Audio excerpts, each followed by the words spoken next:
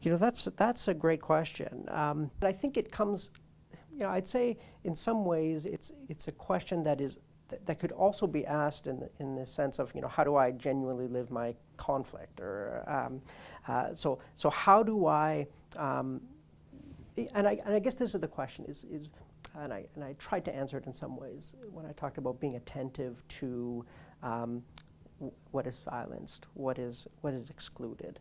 I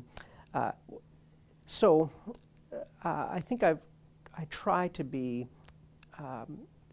It is a constant temptation, I think, for me and for many others to tell the story of our own lives, to tell the story of our own beliefs, the views that we've come to, in a way that makes those final beliefs, whether they're political beliefs or religious beliefs, are inevitable and necessarily true.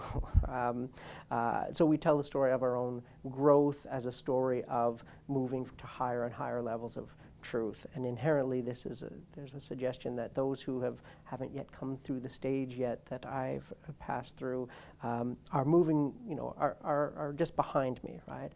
That are moving my direction.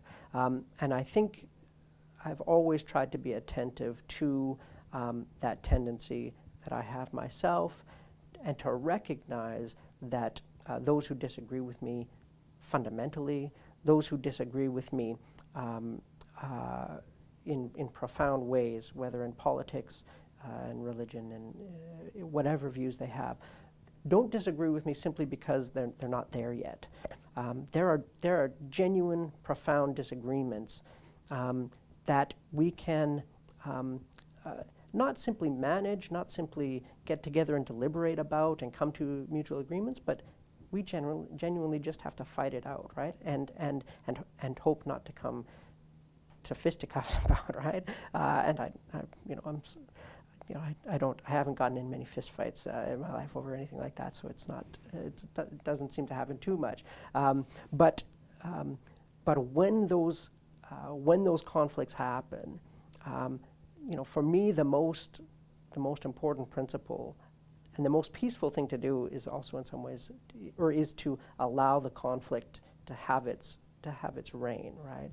To not narrate it out of existence, to say, well, I'm progressive and you'll come along to where I am, right? History is inevitable and it's moving to vindicate me and not you, but to recognize, no, there are genuine disagreements, there are genuine differences in values, in principles, in interests, in all those things, and the conversation is a place for those to be aired, not so that I can retell the story in a way that makes you inevitably wrong and me inevitably right, but where we can allow that conflict to have a full and fair airing, without a sense that it has to be resolved in some final way, or that history in the end will judge me right.